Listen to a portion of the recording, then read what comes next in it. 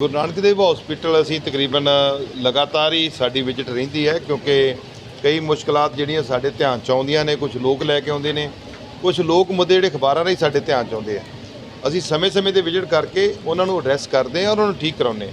ਪਿਛਲੇ ਦਿਨਾਂ ਦੇ ਵਿੱਚ ਜਿਹੜਾ ਰੇਡੀਓਲੋਜੀ ਡਿਪਾਰਟਮੈਂਟ ਦੇ ਵਿੱਚ ਐਕਸਰੇ ਮਸ਼ੀਨ ਨਹੀਂ ਕੰਮ ਕਰ ਰਹੀ, ਉਹ ਮੁੱਦਾ ਧਿਆਨ 'ਚ ਆਇਆ ਸੀ। ਉਹ ਲਗਾਤਾਰ ਡਾਕਟਰ ਸਾਹਿਬ ਨਾਲ ਵੀ ਕੰਟੈਕਟ ਸੀ ਔਰ ਉਹ ਦੇ ਕਿਉਂਕਿ ਪਾਰਟਸ ਕੁਝ ਜਿਹੜੇ ਨੇ ਉਹ ਬਾਹਰੋਂ ਆਉਣੇ ਸੀ ਦੂਜੀ ਕੰਟਰੀ 'ਚੋਂ, ਬਾਰ-ਬਾਰ ਇੰਜੀਨੀਅਰ ਆਉਂਦੇ ਸੀ ਪਰ ਉਹ ਚੱਲ ਨਹੀਂ ਸੀ ਪਾਈ, ਇਸ ਕਰਕੇ ਪਾਰਟਸ ਨਵੇਂ ਮੰਗਾ ਲਏ ਗਏ ਨੇ ਔਰ ਉਹ ਪਾਰਟਸ ਮੇਰਾ ਖਿਆਲ 2 ਦਿਨ ਦੇ ਵਿੱਚ ਉਹ ਇੱਥੇ ਆ ਕੇ ਫਿੱਟ ਹੋ ਜਾਣਗੇ। ਔਰ ਉਸੇ ਤਰੀਕੇ ਨਾਲ ਕਿਉਂਕਿ ਅਸੀਂ ਉਹ ਸਾਡਾ ਇੱਕ ਬੜਾ ਵੱਡਾ ਉਪਰਾਲਾ ਮੈਂ ਕਹਿ ਸਕਦਾ ਕਿ ਅਸੀਂ ਜਦੋਂ ਸ਼ੁਰੂ ਕੀਤਾ ਉਦੋਂ ਐਕਸਰੇ ਗੁਰੂ ਨਾਨਕ ਦੇਵ ਹਸਪਤਾਲ 'ਚ ਉਹ ਪਾਣੀ 'ਚ ਡੁਬੋ ਕੇ ਜਿਹੜੇ ਇੱਕ ਦਿਨ ਬਾਅਦ ਰਿਜ਼ਲਟ ਆਉਂਦਾ ਉਹ ਹੁੰਦੇ ਸੀ। ਔਰ ਮੇਰੀ ਖੁਸ਼ਕਿਸਮਤੀ ਕਹਿ ਲਓ, ਪ੍ਰਮਾਤਮਾ ਨੇ ਮਿਹਰ ਰੱਖੀ ਹੈ ਕਿ ਅਸੀਂ ਉਹਨਾਂ ਸਾਰਿਆਂ ਨੂੰ ਖਤਮ ਕਰਕੇ 1 ਤੋਂ 1.5 ਮਿੰਟ ਦੇ ਵਿੱਚ ਐਕਸਰਾ ਜਿਹੜਾ ਹੈ ਉਹ ਮਰੀਜ਼ ਨੂੰ ਮਿਲ ਜਾਂਦਾ, ਉਹ ਅਸੀਂ ਸ਼ੁਰੂ ਕਰਾਇਆ ਸੀ। ਸੋ ਮਸ਼ੀਨ ਖਰਾਬ ਸੀ, ਉਹ ਹੁਣ ਠੀਕ ਹੋ ਜਾਏਗੀ। ਉਹਦੇ ਨਾਲ ਕੈਂਸਰ ਜਿਹੜਾ ਸਟੇਟ ਕੈਂਸਰ ਇੰਸਟੀਚਿਊਟ ਹੈ ਉਹਦੀ ਜਿਹੜੀ ਨਵੀਂ ਬਿਲਡਿੰਗ ਬਣ ਰਹੀ ਹੈ ਉਹਦੇ ਬਾਰੇ ਵੀ ਚਰਚਾ ਹੋਈ ਹੈ ਔਰ ਉਹ ਬਿਲਡਿੰਗ ਦੇ ਵਿੱਚ ਥੋੜਾ ਕੰਮ ਰਹਿ ਗਿਆ ਹੈ, ਉਹ ਵੀ ਸਾਨੂੰ ਸਾਰਿਆਂ ਨੂੰ ਸਮਰਪਿਤ ਕਰ ਦੇਣੀ ਹੈ। ਔਰ ਜਿਹੜਾ ਰੇਡੀਓਲੋਜੀ ਡਿਪਾਰਟਮੈਂਟ ਹੈ ਜਿੱਥੇ ਡਾਕਟਰ ਦੇਵਗਨ ਜਿਹੜੇ ਹੈੱਡ ਨੇ ਪ੍ਰਿੰਸੀਪਲ ਸਾਹਿਬ, ਉਹ ਅੱਜ ਵਿਜ਼ਿਟ ਕੀਤਾ ਹੈ। ਇਹ ਅਸੀਂ ਪਿਛਲੇ ਸਾਲ ਜਿਹੜਾ ਇਹ ਬਣਾ ਕੇ ਤਿਆਰ ਕੀਤਾ ਸੀ। 100 ਤੋਂ ਵੱਧ ਕੈਂਸਰ ਜਿਹੜੇ ਪੇਸ਼ੈਂਟ ਹੈ ਉਹ ਇੱਥੇ ਆ ਰਹੇ ਨੇ। ਬਹੁਤ ਨਾਮੁਰਾਦ ਬਿਮਾਰੀ ਹੈ, ਪਰਮਾਤਮਾ ਕਿਸੇ ਨੂੰ ਨਾ ਲਾਵੇ, ਪਰ ਇਹਦਾ ਕੋਈ ਪਤਾ ਨਹੀਂ ਲੱਗਦਾ ਕਦੋਂ ਕਿੱਥੇ ਕਿਹਨੂੰ ਹੋ ਜਾਂਦੀ ਹੈ।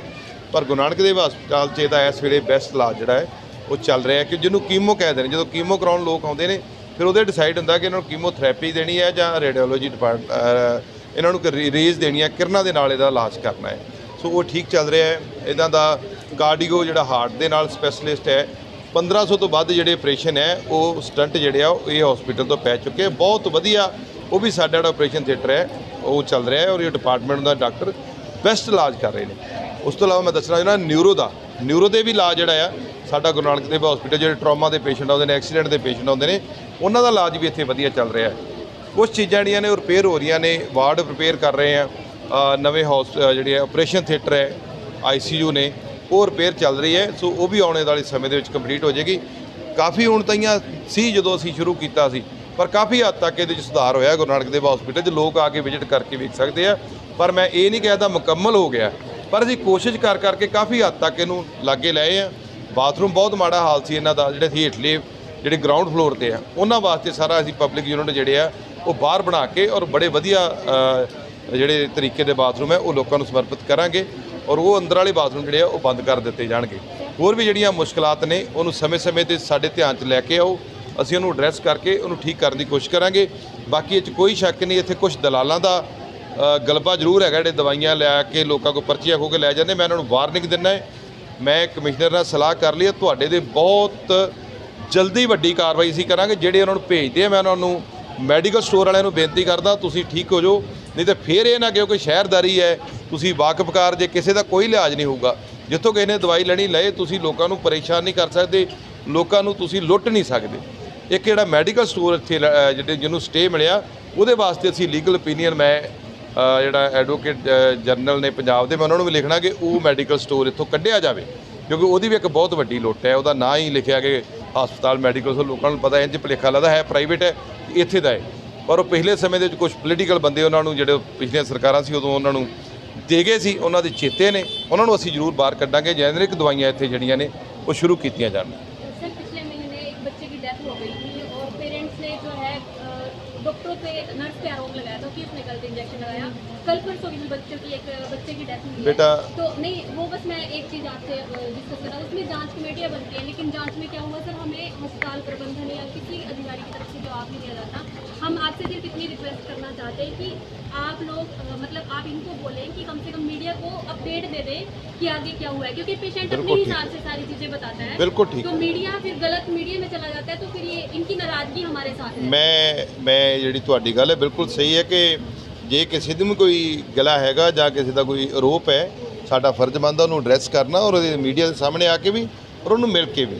ਦੇਖੋ ਬੱਚੇ ਜਿਹੜੇ ਨੇ, ਬੱਚਾ ਕਿਸੇ ਦਾ ਵੀ ਨਾ ਜਾਵੇ, ਬਹੁਤ ਮੁਸ਼ਕਿਲ ਦੀ ਗੱਲ ਹੁੰਦੀ ਹੈ।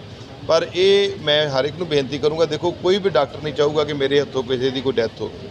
ਮੈਂ ਇਹ ਦਾਅਵੇ ਨਾਲ ਕਹਿ ਸਕਦਾ ਹਾਂ, ਲਾਪਰਵਾਹੀ ਕਿਤੇ ਕਿਤੇ ਹੋ ਸਕਦੀ ਹੈ, ਪਰ ਇੰਨੀ ਜ਼ਿਆਦਾ ਜਿਸ ਤਾਦਾਦ ਦੇ ਵਿੱਚ ਖਬਰਾਂ ਨੂੰ ਉਛਾਲ ਦਿੱਤਾ ਜਾਂਦਾ ਓਡੀ ਵੱਡੀ ਲਾਪਰਵਾਹੀ ਹੁੰਦੀ ਨਹੀਂ ਗੀ।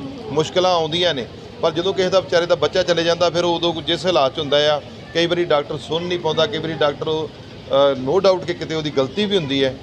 ਔਰ ਪਰ ਜ਼ਿਆਦਾਤਰ ਜਿਹੜਾ ਹਸਪੀਟਲ ਜਿੰਨੀ ਸ਼ਿਕਾਇਤ ਗੁਰੂ ਨਾਨਕ ਹਸਪੀਟਲ 'ਚ ਪਿਛਲੇ ਸਮਿਆਂ 'ਚ ਸੀ, ਅਸੀਂ ਕੋਸ਼ਿਸ਼ ਕਰਕੇ ਉਹਨੂੰ ਬੈਸਟ ਕਰਨ ਦੀ ਕੋਸ਼ਿਸ਼ ਕੀਤੀ ਹੈ। ਪੂਰਨ ਤੌਰ ਤੇ ਨਹੀਂ ਹੋਇਆ, ਪਰ ਅਸੀਂ ਆਉਣ ਵਾਲੇ ਸਮੇਂ 'ਚ ਇਹ ਕੋਸ਼ਿਸ਼ ਇਸੇ ਤਰ੍ਹਾਂ ਜਾਰੀ ਰੱਖਾਂਗੇ।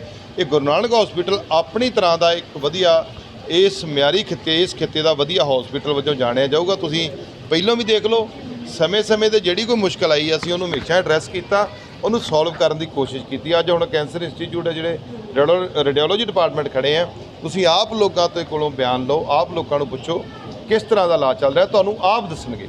ਤੁਸੀਂ ਪੋਜ਼ਿਟਿਵਿਟੀ ਵੀ ਜ਼ਰੂਰ ਉਭਾਰੋ। ਇਹਨਾਂ ਦੇ ਇੱਥੇ ਬੈਠੇ ਨੇ ਪੇਸ਼ੈਂਟ, ਉਹਨਾਂ ਨੂੰ ਪੁੱਛੋ। ਉਜਲਾ ਜੀ ਕੁਝ ਦਿਨ ਪਹਿਲੇ ਮਸ਼ੀਨਾਂ ਉਹ ਐਕਸਰੇ ਦੀਆਂ ਨਵੀਆਂ ਓਪਨਿੰਗ ਕੀਤੀ ਗਈ ਸੀ, ਪਰ ਉਹ ਇਸ ਟਾਈਮ ਫਿਲਹਾਲ ਬੰਦ ਪਈਆਂ। ਉਹਦੇ ਵੱਲੋਂ ਵੀ ਕੋਈ ਵੀ ਇਸ ਤਰ੍ਹਾਂ ਦੀ ਇਹਨਾਂ ਦੁਬਾਰਾ ਦੇ ਨਹੀਂ ਚਾਲੂ ਕਰਵਾਈ। ਮੈਂ ਦੱਸ ਰਿਹਾ ਜਿਹੜੀਆਂ ਮਸ਼ੀਨਾਂ ਬੰਦ ਪਈਆਂ ਨੇ, ਕੁਛ ਉਹਨਾਂ ਦੀ ਟ੍ਰੇਨਿੰਗ ਆ ਕੇ ਉਹਨਾਂ ਨੂੰ ਦੇਣੀ ਹੈ। ਕੁਛ ਜਿਹੜੀ ਖਰਾਬ ਹੋਈ ਸੀ ਉਹਦੇ ਪਾਰਟਸ ਆ ਗਏ ਨੇ, ਉਹ 2 ਦਿਨ ਦੇ ਵਿੱਚ ਚਾਲੂ ਹੋ ਜਾਣਾ ਸਾਰਾ ਡਿਪਾਰਟਮੈਂਟ। ਅਸੀਂ ਟੱਚ 'ਚ ਸਾਂ ਜਿੱਦਣ ਦੀ ਨਿਊਜ਼ ਲੱਗੀ ਹੈ, ਪਰ ਕੁਛ ਚੀਜ਼ ਨੂੰ ਟਾਈਮ ਲੱਗਦਾ। ਇੱਕ ਜਿਹੜੇ ਅੱਜ ਐਕਚੁਅਲੀ ਕੀ ਹੈ, ਜਿੰਨੀਆਂ ਵੀ ਮਸ਼ੀਨਸ ਨੇ ਸਾਰੀਆਂ ਇੰਪੋਰਟ ਹੁੰਦੀਆਂ ਨੇ। ਜਿਹੜੀਆਂ ਬੈਸਟ ਮਸ਼ੀਨ ਨੇ ਇੱਥੋਂ ਇੰਡੀਆ ਦੀਆਂ ਨਹੀਂ ਗੀਆਂ, ਇਹ ਬਾਹਰਲੀ ਕੰਟਰੀ ਤੋਂ ਆਉਂਦੀਆਂ ਨੇ। ਕੋਈ ਕਿਸੇ ਜਰਮਨ ਤੋਂ ਆਉਂਦੀ ਹੈ, ਕੋਈ ਜਾਪਾਨ ਤੋਂ ਆਉਂਦੀ ਹੈ, ਕੋਈ ਅਮਰੀਕਾ ਤੋਂ ਹੈ, ਇੰਪੋਰਟ ਕੀਤੀ। ਸੋ ਉਹਦਾ ਜਦੋਂ ਵੀ ਕੋਈ ਤਕਲੀਫ, ਉਹਨਾਂ ਨੂੰ ਕੋਈ ਪਾਰਟਸ ਦੀ ਪ੍ਰੋਬਲਮ ਪੈਂਦੀ, ਕੋਈ ਮੇਜਰ ਪ੍ਰੋਬਲਮ ਪੈ ਜਾਏ, ਉਹ ਫਿਰ ਉੱਥੋਂ ਮੰਗਾਉਣਾ ਪੈਂਦਾ। ਹੁਣ ਕੈਂਸਰ ਇੰਸਟੀਚਿਊਟ ਦਾ ਜਿਹੜੀ ਮਸ਼ੀਨ ਹੈ, ਰੇਡੀਓਲੋਜੀ ਦੀ ਬੈਸਟ ਮਸ਼ੀਨ ਇੱਥੇ ਲੱਗੀ ਆ, ਉਹਦਾ ਇੱਕ ਕਾਰਡ ਜਿਹੜਾ ਸੀ ਉਹ ਡਿਫਾਲਟ ਹੋ ਗਿਆ। ਹੁਣ ਤੁਸੀਂ ਯਕੀਨ ਕਰੋ, ਉਹ ਕਿਤੇ ਨਹੀਂ ਮਿਲਿਆ, ਕੰਪਨੀ ਕੋ ਵੀ ਹੈ ਨਹੀਂ ਗੀ। ਫਿਰ ਉਹਨਾਂ ਨੇ ਪਤਾ ਨਹੀਂ ਕਿਹੜੇ ਕੰਟਰੀ ਨੂੰ ਕੋਈ ਮਸ਼ੀਨ ਜਾ ਰਹੀ ਹੈ, ਉਹਨਾਂ ਕਿਹਾ ਜੀ ਇਹ ਜੇ ਮਸ਼ੀਨ ਨੂੰ ਇੰਸਟਾਲ ਹੁੰਦਾ 3 ਮਹੀਨੇ ਲੱਗਣੇ ਨੇ। ਉਹਦਾ ਕਾਰਡ ਕੱਢ ਕੇ ਇੱਥੇ ਭੇਜਿਆ। ਹੁਣ ਤੁਸੀਂ ਇਹ ਦੱਸੋ ਜੀ, ਇਹ ਨਾ ਲੱਗੇ ਤੇ ਖਬਰ ਲੱਗ ਜਾਣੀ ਜੀ ਲਾਇਆ ਨਹੀਂ। ਪਰ ਉਹਦੀ ਬਿਹਾਈਂਡ ਦੀ ਸਟੋਰੀ ਕੀ ਹੈ, ਮੈਂ ਡਾਕਟਰ ਸਾਹਿਬ ਨੂੰ ਕਹੂੰਗਾ ਕਿ ਸਮੇਂ-ਸਮੇਂ ਤੇ ਤੁਹਾਨੂੰ ਇਨਪੁਟ ਜਿਹੜੀ ਹੈ ਨਾ ਉਹ ਦਿੰਦੇ ਰਹਿਣ। ਸਰ ਕਿੰਨੇ ਕੁ ਡਾਕਟਰ ਜਿਹੜੇ ਕੈਂਸਰ ਦੇ ਮਰੀਜ਼ਾਂ ਨੂੰ ਦੇਖਣ ਵਾਸਤੇ ਇੱਥੇ ਪ੍ਰੋਪਰ ਜਿਹੜੇ ਮੌਜੂਦ ਰਹਿਣਗੇ? ਡਾਕਟਰ ਨਹੀਂ ਮੌਜੂਦ ਨਹੀਂ ਰਹਿਣਗੇ। ਇਹ ਤੇ department head of the department ਨੂੰ ਜਿੰਨੀ ਜ਼ਰੂਰਤ ਪਏਗੀ ਉਹ ਸਮੇਂ-ਸਮੇਂ ਤੇ ਆਪਣੀ ਲੋੜ ਮੁਤਾਬਕ ਇੱਥੇ ਲਿਆਉਣਗੇ। ਪਰ ਅੱਜ ਜਿੰਨੇ ਡਾਕਟਰ ਜਿੰਨੀ ਜ਼ਰੂਰਤ ਹੈ ਉਹਨੇ ਡਾਕਟਰ ਤੇ ਨਰਸਿਸ ਇੱਥੇ ਸਟਾਫ ਪੂਰਾ ਹੈ। ਮੈਂ ਮਿਲ ਕੇ ਵੀ ਆਇਆ, ਮੈਂ ਇੱਕ ਮਰੀਜ਼ ਨਾਲ ਵੀ ਗੱਲ ਕੀਤੀ ਹੈ। ਸਾਰੇ ਮੇਰੇ ਨਾਲ ਜਿਹੜੀ ਗੱਲ ਹੈ ਉਹ ਇਸ ਗੱਲ ਤੇ ਸਹਿਮਤੀ ਪ੍ਰਗਟਾਈ है कि ये ठीक हो रहे हैं। सर्जरी के डॉक्टर नहीं है। पिछले दिनों छत गिरने से पूरा परिवार दब गया था सर, तो सारे परिवार को यहाँ पे मतलब एडमिट कराया गया था। 2 की डेथ भी हो गई थी। जब वो इलाज के लिए आए तो 1.5 घंटा उन्हें ट्रीटमेंट नहीं मिल पाया, ये बोल के सर्जरी के हमारे पास डॉक्टर नहीं है, सिर्फ एक ही डॉक्टर है।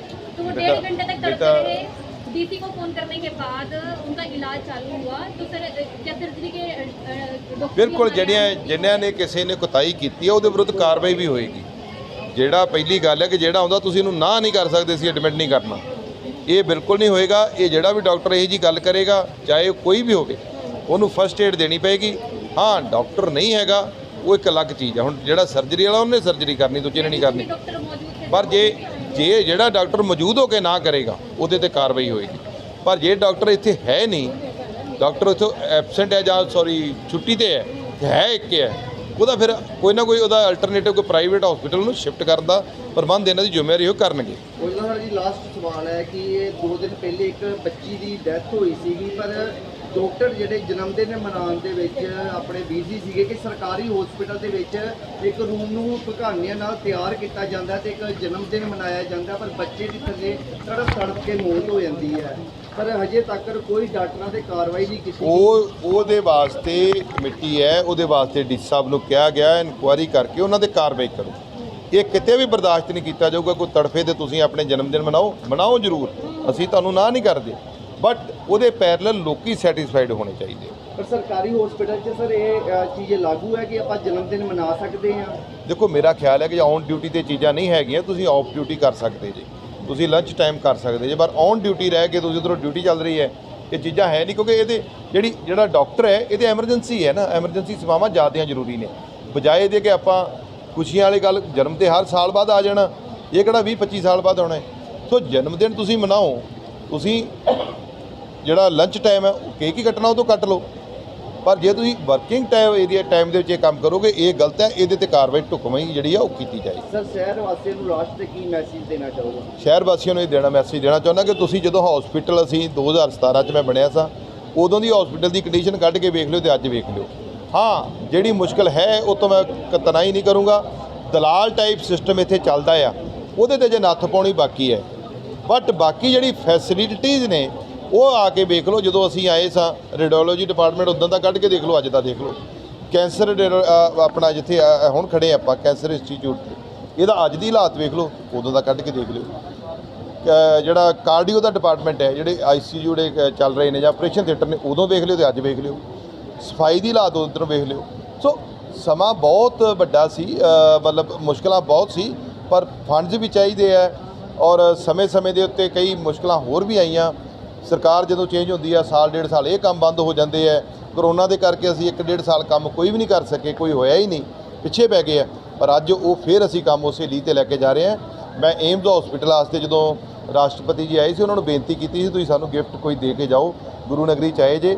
ਸੋ ਉਹਨਾਂ ਦਾ ਮੈਸੇਜ ਮੈਨੂੰ ਜ਼ਰੂਰ ਆਇਆ, ਉਹਨਾਂ ਦਾ ਚਿੱਠੀ ਆ ਗਈ ਹੈ ਕਿ ਉਹ ਤਾਂ ਨਹੀਂ ਦਿੱਤਾ ਜਾ ਸਕਦਾ, ਪਰ ਅਸੀਂ ਇਸ ਹਸਪੀਟਲ ਨੂੰ ਅਪਲਿਫਟ ਕਰਨ ਵਾਸਤੇ ਜੋ ਹੋਰ ਬੈਸਟ ਲੋੜ ਹੈ ਅਸੀਂ ਉਹ ਜ਼ਰੂਰ ਤੁਹਾਡਾ ਕਰਾਵਾਂਗੇ। ਸਰ ਮੇਰੇ ਘਰ ਵਾਲੇ ਨੂੰ ਨਾ ਮਤਲਬ ਕੈਂਸਰ ਆ। ਪਹਿਲੇ ਨਾਮ ਦੱਸ ਦਿਓ ਆਪਣਾ। ਅਕਾਬਲ ਸਿੰਘ ਮੇਰਾ ਨਾਮ ਆਪਣਾ, ਬਲਵਿੰਦਰ ਕੌਰ। ਅੱਛਾ, ਤੇ ਕਿਹੜਾ ਪਿੰਡ ਕਿਹੜਾ ਜੀ? ਪਿੰਡ ਮੇਰਾ ਰੂਪੋ ਵਾਲੀ ਕੱਥੂ ਨੰਗਲ ਲੱਗੇ। ਤੇ ਅੱਜ ਇੱਥੇ ਗੁਰੂ ਨਾਨਕ ਹਸਪੀਟਲ ਕੀ ਮੁਸ਼ਕਲ ਆਈ ਸੀ? ਅਸੀਂ ਗੁਰੂ ਨਾਨਕ ਹਸਪੀਟਲ ਸਾਨੂੰ ਮਤਲਬ ਸਾਲ ਹੋ ਗਿਆ ਆਉਂਦਿਆਂ ਨੂੰ। ਇੱਥੇ ਇਹਨਾਂ ਨੂੰ ਕੈਂਸਰ ਆ ਮੇਰੇ ਘਰ ਵਾਲੇ ਨੂੰ। ਕੀ ਨਾਮ ਉਹਨਾਂ ਦਾ? ਇਹਨਾਂ ਦਾ ਕਾਬਲ ਸਿੰਘ ਹੈ। ਅੱਛਾ ਜੀ। ਇਹ ਫੈਕਟਰੀ ਵਿੱਚ ਕੰਮ ਕਰਦੇ ਆ। ਹਾਂਜੀ, ਤੇ ਸਾਡਾ ਮਹਾਂ ਹੀ ਗੁਜ਼ਾਰਾ ਮਤਲਬ ਹੁੰਦਾ ਸੀ। ਤੇ ਬੇਟੇ ਮੇਰੇ ਦਾ ਵੀ ਐਕਸੀਡੈਂਟ ਹੋ ਗਿਆ। ਹਾਂਜੀ, ਤੇ ਉਹਨਾਂ ਦੀਆਂ ਦੋਨੇ ਬਾਹਾਂ ਜਿਹੜੀਆਂ ਬੇਕਾਰ ਹੋ ਗਈਆਂ। ਤੇ ਬਸ ਇਹੀ ਰਿਕਵੈਸਟ ਹੈ ਕਿ ਛੋਟੀ ਮੋਟੀ ਕੋਈ ਨੌਕਰੀ ਦਿੱਤੀ ਜਾਵੇ। ਤੁਸੀਂ ਅੱਜ ਔਜਲਾ ਸਾਹਿਬ ਜੀ ਨੂੰ ਮਿਲੇ ਜੀ? ਹਾਂਜੀ। ਤੇ ਕੀ ਉਹਨਾਂ ਨੇ ਵੱਲੋਂ ਕੀ ਦੱਸਿਆ ਤੁਸੀਂ ਤੇ ਕੀ ਆਸ਼ਵਾਸਨ ਮਿਲਿਆ? ਉਹਨਾਂ ਨੂੰ ਅਸੀਂ ਇਹੀ ਕਿਹਾ ਜੋ ਤੁਹਾਨੂੰ ਦੱਸਿਆ ਆ ਕਿ ਇਸ ਤਰ੍ਹਾਂ ਕਰਕੇ ਮਤਲਬ ਘਰ ਵਾਲੇ ਨੂੰ ਕੈਂਸਰ ਆ, ਕਿ ਬੇਟੇ ਦਾ ਐਕਸੀਡੈਂਟ ਹੋ ਗਿਆ ਸੀ। ਤੇ ਉਹਨਾਂ ਨੇ ਨੰਬਰ ਲੈ ਲਿਆ ਸਾਡਾ, ਤੇ ਉਹ ਕਹਿੰਦੇ ਸੀ ਸ਼ਾਮਾਂ ਨੂੰ 4 ਵਜੇ ਤੁਹਾਨੂੰ ਫੋਨ ਕਰਾਂਗੇ ਤੇ ਤੁਸੀਂ ਜੋ ਵੀ ਗੱਲ ਤੁਹਾਨੂੰ ਪੁੱਛਾਂਗੇ ਤੁਸੀਂ ਹਾਂ ਸਾਫ਼ ਦੱਸ ਦਿਓ। ਹਾਂਜੀ ਸਰ, ਪੂਰਾ ਆਸ਼ਵਾਸਨ ਦਿੱਤਾ? ਹਾਂਜੀ ਉਹਦੇ ਜਿੰਨੀ ਵੀ ਮਤਲਬ ਉਹਨਾਂ ਨੇ ਕਿਹਾ ਸੀ ਕਿ ਇਹ ਤੁਹਾਡਾ ਬੇਟਾ ਇੰਟੈਲੀਜੈਂਟ ਹੈ। ਮੈਂ ਕਿਹਾ ਹਾਂਜੀ। ਤੇ ਕਹਿੰਦੇ ਮਤਲਬ ਕੋਈ ਕੰਮ ਕਿੰਨਾ ਪੜ੍ਹਿਆ? ਮੈਂ ਕਿਹਾ +2 ਕੀਤੀ ਹੈ। ਕਹਿੰਦੇ ਕੁਛ ਕੀ ਕਰ ਸਕਦਾ? ਮੈਂ ਕਿਹਾ ਉਹ ਪਤਾ ਨਹੀਂ, ਹੁਣ ਉਹਨੂੰ ਪੁੱਛਣ ਦੇ ਆ। ਹਾਂਜੀ, ਤੇ ਬਾਕੀ ਵੈਸੇ ਠੀਕ ਆ। ਦੇਖੋ ਮੈਂ ਧਾਰੀਵਾਲ ਤੋਂ, ਗੁਰਦਾਸਪੁਰ ਜ਼ਿਲ੍ਹਾ ਧਾਰੀਵਾਲ ਤੋਂ। ਤੇ ਅੱਜ ਗੁਰੂ ਨਾਨਕ ਹਸਪੀਟਲ ਆਏ ਹੋ, ਕੀ ਪ੍ਰੋਬਲਮ ਕੀ ਹੈ? ਮੈਂ ਸੀ ਬ੍ਰੈਸਟ ਪੇਸ਼ੈਂਟ ਹਾਂ 4 ਸਾਲ ਤੋਂ। ਤੇ ਮੈਨੂੰ ਥੋੜੀ ਜਿਹੀ ਬਾਅਦ 'ਚ ਪ੍ਰੋਬਲਮ ਹੋਈ ਸੀਗੀ। ਇੱਥੇ ਮੇਰੀ ਕੀਮੋ ਚੱਲਦੀ ਸੀਗੀ, ਅੱਜ ਮੈਨੂੰ ਕੀਮੋ ਲੱਗੀ ਹੈ। ਅੱਛਾ ਜੀ। ਤੇ ਕਿੰਨਾ ਚਿਰ ਹੋ ਗਿਆ ਇੱਥੇ ਗੁਰੂ ਨਾਨਕ ਹਸਪੀਟਲ ਆਉਂਦੇ ਆ? ਮੈਨੂੰ ਇੱਥੇ 3 ਸਾਲ ਹੋ ਗਿਆ ਇਹਨਾਂ ਕੋਲ। ਹਾਂ, ਤੇ ਕੀ ਇੱਥੇ ਪਹਿਲੇ ਕਿਸ ਤਰ੍ਹਾਂ ਦਾ ਸੀ ਤੇ ਅੱਜ ਇੱਥੇ ਕਿਸ ਤਰ੍ਹਾਂ ਦਾ ਹੈਗਾ? ਪਹਿਲਾਂ ਤਾਂ ਬੜਾ ਗੰਦਾ ਜਿਹਾ ਸੀਗਾ। ਇੱਥੇ ਸਾਰਾ ਹੀ ਜੋ ਵੀ ਕੀਮੋ ਪੇਸ਼ੈਂਟ, ਇਹਨਾਂ ਦੀ ਫਾਈਲਸ, ਸਾਰਾ ਸਿਸਟਮ ਮੀਨਸ ਇਹਨਾਂ ਨੇ ਇੰਕਲੂਡ ਕੀਤਾ ਹੋਇਆ, ਸਾਰਾ ਕੁਝ ਇਕੱਠਾ ਸੀਗਾ। ਬਟ ਹੁਣ ਸਾਰਾ ਕੁਝ ਵੱਖਰਾ, ਸਟਾਫ ਵੱਖਰਾ ਬੈਠਾ, ਕੀਮੋ ਵੱਖਰੀ ਆ, ਤੇ ਜਿਹੜੇ ਰੇਡੀਏਸ਼ਨ ਵਾਲੇ ਵੱਖਰੇ ਆ, ਫਾਈਲ ਸਿਸਟਮ ਵੱਖਰਾ। ਹੁਣ ਸਾਰਾ ਕੁਝ ਅਲੱਗ ਹੋ ਗਿਆ। ਮੀਨਸ ਹੁਣ ਬਹੁਤ ਵਧੀਆ ਹੋ ਗਿਆ। ਹੁਣ ਸਰਵਿਸ ਇਹਨਾਂ ਦੀ ਬਹੁਤ ਵਧੀਆ ਵਾ, ਸਾਰਾ ਸਿਸਟਮ ਵਧੀਆ ਆ। ਅੱਜ ਔਜਲਾ ਸਾਹਿਬ ਵੀ ਪਹੁੰਚੇ ਸੀਗੇ ਮੌਕੇ ਦੇ, ਉਹਨਾਂ ਨਾਲ ਤੁਹਾਡੀ ਗੱਲਬਾਤ ਹੋਈ ਹੈ? ਮਿਲੇ ਉਹਨਾਂ ਨੂੰ ਤੁਸੀਂ? ਹਾਂਜੀ, ਉਹਨਾਂ ਨੇ ਮੈਨੂੰ ਪੁੱਛਿਆ ਕਿ ਹਾਂ ਵੀ ਇੱਦਾਂ ਦਾ ਕੀ ਪਰਫਾਰਮ ਆ। ਇਹਨਾਂ ਦੀ ਪਰਫਾਰਮੈਂਸ ਦਾ ਬੈਸਟ ਹੈ। ਇਹਨਾਂ ਦੇ ਡਾਕਟਰ ਬਹੁਤ ਵਧੀਆ ਡੀਲ ਕਰਦੇ ਆ, ਸੇਮ ਐਜ਼ ਆ ਜਿੱਦਾਂ ਕਿ ਫੈਮਿਲੀ ਮੈਂਬਰ ਹੁੰਦਾ ਕੋਈ, ਉੱਦਾਂ ਡੀਲ ਕਰਦੇ ਆ, ਬਹੁਤ ਵਧੀਆ। ਤੇ ਜਿਸ ਤਰ੍ਹਾਂ ਕਿ ਕਈਆਂ ਨੂੰ ਮਰੀਜ਼, ਕਈ ਕੈਂਸਰ ਦੇ ਮਰੀਜ਼ ਹੈਗੇ ਨੇ, ਤੇ ਕੀ ਸਿਰ ਮੈਸੇਜ ਦੇਣਾ ਚਾਹੋਗੇ? ਕੈਂਸਰ ਦੇ ਮਰੀਜ਼ ਨੂੰ ਕਿ ਬੀ ਪੋਜ਼ਿਟਿਵ। ਬਸ ਜੇ ਤੁਸੀਂ ਪੋਜ਼ਿਟਿਵ ਹੋ ਤਾਂ ਤੁਸੀਂ ਕਿਸੇ ਚੀਜ਼ ਨਾਲ ਵੀ ਲੜ ਸਕਦੇ ਹੋ। ਤੇ ਜੇ ਤੁਸੀਂ ਹਰ ਚੀਜ਼ ਨੂੰ ਨੈਗੇਟਿਵ ਲੈ ਜਾਓਗੇ, ਤੁਸੀਂ ਅੱਜ ਵੀ ਗਏ ਤੇ ਕੱਲ੍ਹ ਵੀ ਗਏ। ਹਰ ਚੀਜ਼ ਨੂੰ ਪੋਜ਼ਿਟਿਵ ਲੈ ਕੇ ਸੋਚੋ ਕਿ ਜੋ ਹੋਇਆ ਵਧੀਆ ਹੋਇਆ, ਤੇ ਜੋ ਵੀ ਹੋਊਗਾ ਵਧੀਆ ਹੋਊਗਾ। ਬਸ ਲਾਈਫ ਤੁਹਾਡੀ ਬਹੁਤ ਵਧੀਆ। ਕੁਛ ਨਹੀਂ ਹੋਇਆ। ਕੈਂਸਰ ਕੋਈ ਏਡੀ ਵੱਡੀ ਕਹਿ ਲਓ ਕਿ ਕੋਈ ਬਿਮਾਰੀ ਨਹੀਂ ਹੈ। ਸੇਮ ਕਿਸੇ ਨੂੰ ਫੀਵਰ ਹੋ ਗਿਆ ਜਾਂ ਕੁਛ ਵੀ ਹੋ ਗਿਆ, ਉੱਦਾਂ ਡੀਲ ਕਰੋ ਉਹਨੂੰ, ਕਿਉਂ ਹਵਾ ਬਣਾਉਣਾ ਆ? ਠੀਕ ਹੈ ਜੀ। ਜਾਂ ਬਾਕੀਆਂ ਨੂੰ ਵੀ ਇਹੀ ਆ ਕਿ ਜਿਨ੍ਹਾਂ ਨੂੰ ਪ੍ਰੋਬਲਮ ਹੋ ਜਾਂਦੀ ਆ, ਉਹਨਾਂ ਨੂੰ ਜਾ ਕੇ ਇਹ ਨਾ ਕਹੋ ਕਿ ਹਾਂ ਵੀ ਆਹ ਹੋਇਆ ਵਾ, ਹਾਏ ਸਾਡੇ ਲਾਗੇ ਵੀ ਇਦਾਂ ਹੋਇਆ ਸੀ ਤੇ ਉਹ ਤਾਂ ਇਦਾਂ ਹੋ ਗਿਆ ਸੀ। ਇਦਾਂ ਨਹੀਂ, ਕੋਈ ਗੱਲ ਨਹੀਂ। ਇੱਕ ਨਾਰਮਲ ਬਿਮਾਰੀ ਹੈ, ਜਿੱਦਾਂ ਬੰਦਾ ਬਿਮਾਰ ਹੋਇਆ ਤੁਸੀਂ ਵੀ ਕੱਲ੍ਹ ਨੂੰ ਠੀਕ ਹੋ ਜਾਓਗੇ। Same us like that. ਔਰ ਕੋਈ ਏਡੀ ਵੱਡੀ ਕੋਈ ਇਸ਼ੂ ਬਣਾਉਣ ਦੀ ਲੋੜ ਨਹੀਂ ਹੈਗੀ ਜਿੱਦਾਂ ਸਾਰਿਆਂ ਨੇ ਇੱਕ ਹਊਆ ਬਣਾਇਆ ਹੋਇਆ ਵਾ। ਇਦਾਂ ਦੀ ਕੋਈ ਗੱਲ ਨਹੀਂ ਹੈਗੀ। ਡਾਈਟ ਵਧੀਆ ਹੋਣੀ ਚਾਹੀਦੀ, ਥਿੰਕਿੰਗ ਵਧੀਆ ਹੋਣੀ ਚਾਹੀਦੀ, ਆਪਣੇ ਆਪ ਨੂੰ ਬਿਜ਼ੀ ਰੱਖੋ, ਉਹ ਪਰਮਾਤਮਾ ਦਾ ਨਾਲ ਸਭ ਕੁਝ ਵਧੀਆ। ਤੇ ਉਹਦਾ ਮੈਰਿਟ ਸੀ? ਹਾਂਜੀ, ਮੈਂ ਮੈਰਿਡ ਆ, ਮੇਰੇ 2 ਬੱਚੇ ਆ, ਮੇਰੀ ਕੁਆਲੀਫਿਕੇਸ਼ਨ MA BEd ਆ, ਮੈਂ ਐਜ਼ ਅ ਟੀਚਰ ਆ, ਮੈਂ ਜੌਬ ਕਰਦੀ ਹਾਂ। ਹਾਂ। ਜਿਹੜੇ ਹਸਬੰਡ ਤੁਹਾਡੀ ਹੈ? ਮੇਰੇ ਸਰਦਾਰ ਜੀ AC ਮਕੈਨਿਕ ਆ। ਹਾਂ, ਬਹੁਤ ਵਧੀਆ ਜ਼ਿੰਦਗੀ ਰੱਬ ਨੇ ਬਖਸ਼ੀ ਹੈ, ਸ਼ੁਕਰ ਆ ਉਹਦਾ। ਬਸ। ਤੇ ਔਜਲਾ ਸਾਹਿਬ ਨਾਲ ਗੱਲਬਾਤ ਹੋਈ? ਉਹਨਾਂ ਵੱਲੋਂ ਕੋਈ ਗੱਲਬਾਤ, ਕੋਈ ਖਾਸ ਗੱਲਬਾਤ ਹੋਈ ਤੁਹਾਡੀ? ਹਾਂਜੀ, ਉਹਨਾਂ ਨੇ ਇਹੀ ਪੁੱਛਿਆ ਕਿ ਹਾਂ ਵੀ ਇਹਨਾਂ ਦੀ ਜਿੱਦਾਂ ਕਹਿ ਲਓ ਸਰਵਿਸ ਕਿੱਦਾਂ ਦੀ ਆ, ਤੁਹਾਨੂੰ ਇੱਥੇ ਕੀ ਵਧੀਆ ਲੱਗਿਆ, ਕੀ ਪ੍ਰੋਬਲਮਸ ਹੁੰਦੀਆਂ ਨੇ, ਡਾਕਟਰ ਕਿੱਦਾਂ ਦੇ ਆ, ਕਿੱਦਾਂ ਡੀਲ ਕਰਦੇ ਆ। ਬਹੁਤ ਵਧੀਆ। ਜਿਹੜਾ ਵਧੀਆ ਕੰਮ ਉਹਨੂੰ ਆਪਾਂ ਵਧੀਆ ਹੀ ਕਵਾਂਗੇ। ਵਧੀਆ, ਬਹੁਤ ਵਧੀਆ। ਕੋਈ ਮੈਸੇਜ ਕੀ ਦੇਣਾ ਚਾਹੋਗੇ ਤੁਸੀਂ? ਮੈਸੇਜ ਸਭ ਕੁਝ ਵਧੀਆ ਆ ਭਾਈ। ਬਸ ਰੱਬ ਦਾ ਨਾਮ ਲਓ, ਥਿੰਕਿੰਗ ਆਪਣੀ ਜਿਹੜੀ ਪੋਜ਼ਿਟਿਵ ਰੱਖੋ, ਆਪਣੀ ਡਾਈਟ ਜਿਹੜੀ ਹੈ ਪਹਿਲਾਂ ਸਭ ਤੋਂ ਵਧੀਆ ਰੱਖੋ, ਘਰ ਦਾ ਖਾਣਾ ਖਾਓ ਸ਼ੁੱਧ। ਤੇ ਅੱਜ ਕੱਲ੍ਹ ਦੇ ਜਿਹੜੇ ਫਾਰਮਰ, ਉਹਨਾਂ ਨੂੰ ਰਿਕੁਐਸਟ ਆ ਕਿ ਜਿੰਨਾ ਜ਼ਿਆਦਾ ਹੋ ਸਕਦਾ ਜਿਹੜੀ ਆਰਗੈਨਿਕ ਜਿਹੜੀ ਖੇਤੀ ਕਰੋ, ਪੈਸਟੀਸਾਈਡ ਦਾ ਘੱਟ ਯੂਜ਼ ਕਰੋ, ਕਿਉਂਕਿ ਕੋਈ ਬਿਮਾਰ ਹੋ ਰਿਹਾ ਸਾਡੇ ਫੈਮਿਲੀ ਮੈਂਬਰ ਨੇ ਵੀ ਉਹਨਾਂ ਹੀ ਬਿਮਾਰ ਹੋਣਾ ਵਾ। ਜੇ ਆਪਾਂ ਖੁਦ ਬੀਜ ਕੇ ਖਾ ਲਾਂਗੇ, ਬਾਸੀ ਦੂਜੇ ਜਿਹੜੇ ਬਾਜ਼ਾਰ ਤੋਂ ਲਿਆ ਕੇ ਖਾ ਰਹੇ, ਆਪਣੇ ਪਰਿਵਾਰ ਨੇ ਵੀ ਕਿਤੇ ਨਾ ਕਿਤੇ ਖਾਣੀ ਹੈ, ਉਹਨਾਂ ਵੀ ਬਿਮਾਰ ਹੋਣਾ। ਸੋ ਪਲੀਜ਼ ਉਹਨਾਂ ਨੂੰ ਰਿਕੁਐਸਟ ਆ, ਆਪਣਾ ਜਿਹੜਾ ਫੂਡ ਆ ਵਧੀਆ ਹੋਊਗਾ ਤੇ ਕੋਈ ਬਿਮਾਰ ਨਹੀਂ ਹੋਊਗਾ। ਪਹਿਲੇ ਸਮੇਂ 'ਚ ਸਾਰਾ ਕੁਝ ਆਰਗੈਨਿਕ ਸੀਗਾ, ਕਿਸੇ ਨੂੰ ਕੋਈ ਬਿਮਾਰੀ ਨਹੀਂ ਸੀ ਹੁੰਦੀ। ਇਹ ਬਹੁਤ ਕੰਮ ਕਰਦੇ ਲੋਕ। ਅੱਜ 5 ਸਾਲ ਦਾ ਬੱਚਾ ਜਿਹੜਾ ਉਹ ਵੀ ਕੈਂਸਰ ਦਾ ਪੇਸ਼ੈਂਟ ਆ। ਵਾਈ? ਬਿਕੋਜ਼ ਉਹਨਾਂ ਦਾ ਜਿਹੜਾ ਕਹਿ ਲਓ ਕਿ ਖਾਣਾ ਹੈ ਉਹ ਵਧੀਆ ਨਹੀਂ ਹੈਗਾ। ਤੇ ਜਦੋਂ ਆਪਾਂ ਉਗਾਵਾਂਗੇ ਵਧੀਆ, ਖਾਵਾਂਗੇ ਵਧੀਆ, ਤੇ ਆਪਾਂ ਆਪਣੇ ਆਪ ਹੀ ਵਧੀਆ ਹੋਵਾਂਗੇ। ਠੀਕ ਹੈ ਜੀ, ਥੈਂਕ ਯੂ।